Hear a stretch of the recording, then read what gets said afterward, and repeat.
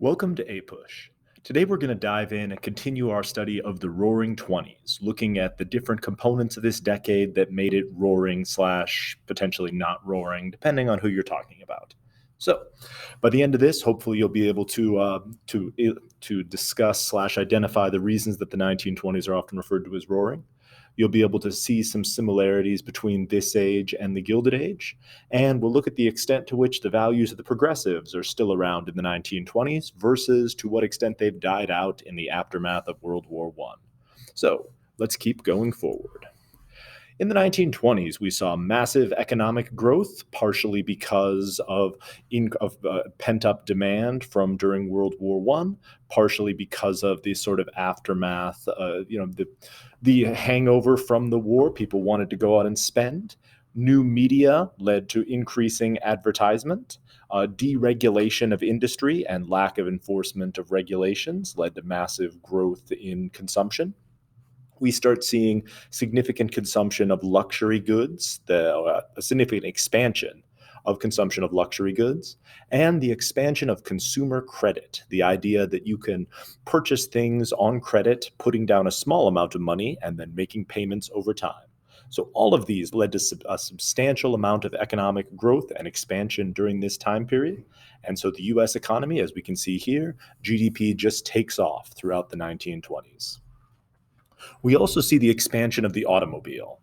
The automobile is, of course, a method of personal transport that provides a significant amount of flexibility to the traveler. And so as opposed to having to wait for public transportation, you can now get somewhere very quickly and efficiently.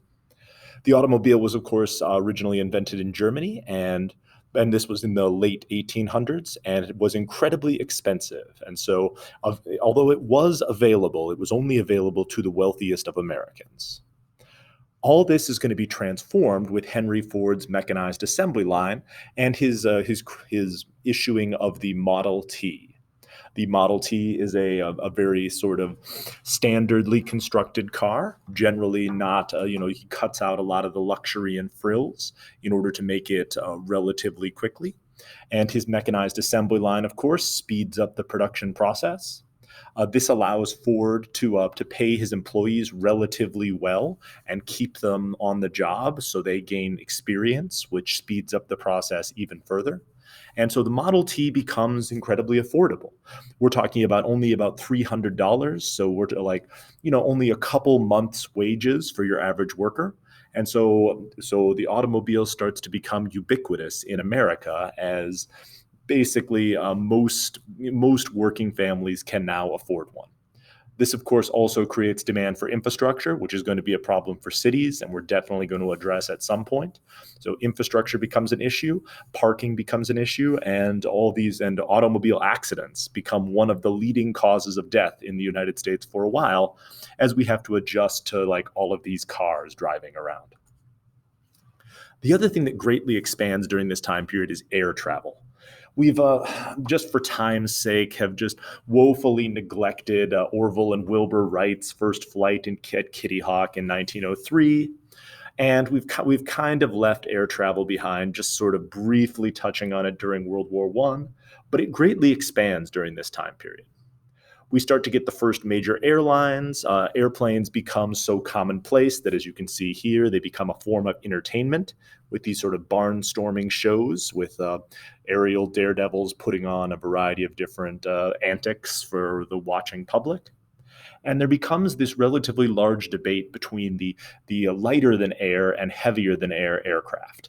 So the rise of the Zeppelin starts to happen during this time period, until, of course, the massive Hindenburg disaster sort of illustrates to everyone the potential for Zeppelins to, explode, although that's not until the 1930s. Zeppelins, this is probably not relevant, but Zeppelins, of course, would be much more efficient if we could fill them with helium as opposed to hydrogen. The problem, of course, being helium is much more expensive, and so to make them cost effective, they have to be filled with hydrogen, which makes them much more explodey. So we start to see the rise, and air travel begins to become more common during this time period. This is perhaps most exemplified by Charles Lindbergh, who has the first solo nonstop transatlantic flight flying from New York City to Paris.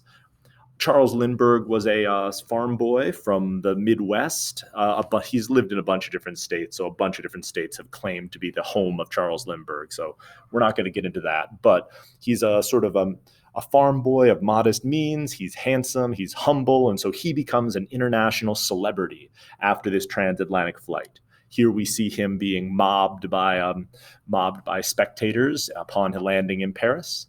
And so Charles Lindbergh probably becomes the most recognizable American during this time period. The other thing we see during this time period is the Harlem Renaissance. The Harlem Renaissance is the flowering of African American culture within Harlem, New York, but also a variety of other cities, as these African American enclaves begin to develop their own sort of parallel institutions. This is facilitated by the increase in African American prosperity during this time. And so you get a Black middle class who's now also demanding leisure activities, art, music, culture, this sort of stuff. And so demand ends up meeting supply. This is also partially as a result of the Great Migration of African Americans, especially during and after World War I, out of the Jim Crow South, partially in the aftermath of the Red Summer and the race riots.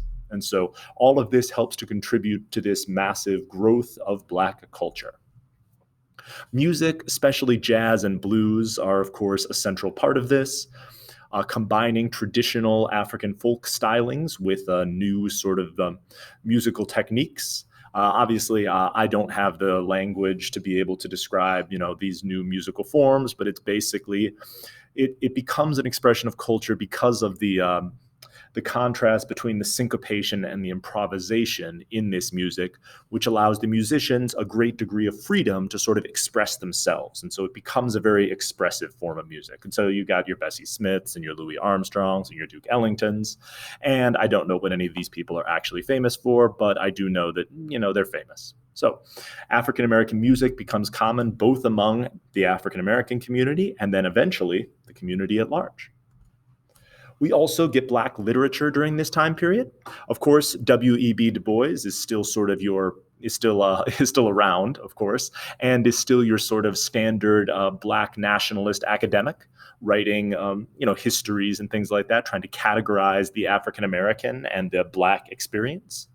Langston Hughes, at a very young age, becomes an incredibly famous poet, and so we looked at some of his stuff, or we will be looking at some of his stuff. You should be familiar with him.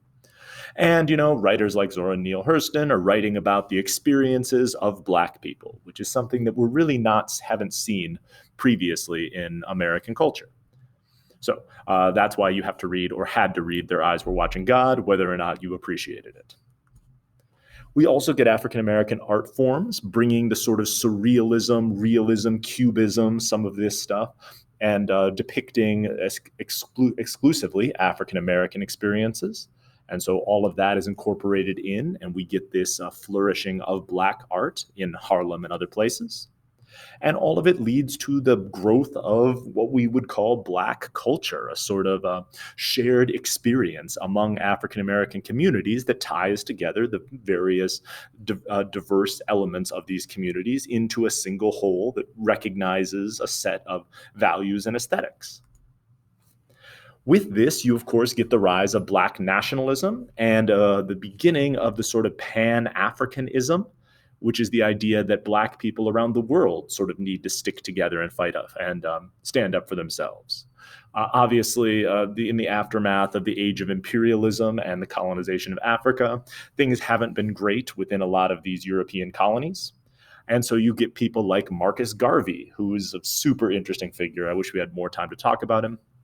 But Marcus Garvey starts the Universal Negro Improvement Association, which is most responsible for, or most identified with, the Back to Africa movement. The idea that African Americans in the United States who are more wealthy and better off should be focusing on heading back to Africa, reclaiming the continent, and then rebuilding it and trying to create a specific nationalistic homeland for Black people. Obviously, for a lot of well-established African Americans in the United States, they were no more keen on the Back to Africa movement than they were for Henry Clay's American Colonization Society. They identified, of course, more with their American lives and their Americanness than they did necessarily with their Africanness. And so this never really went anywhere.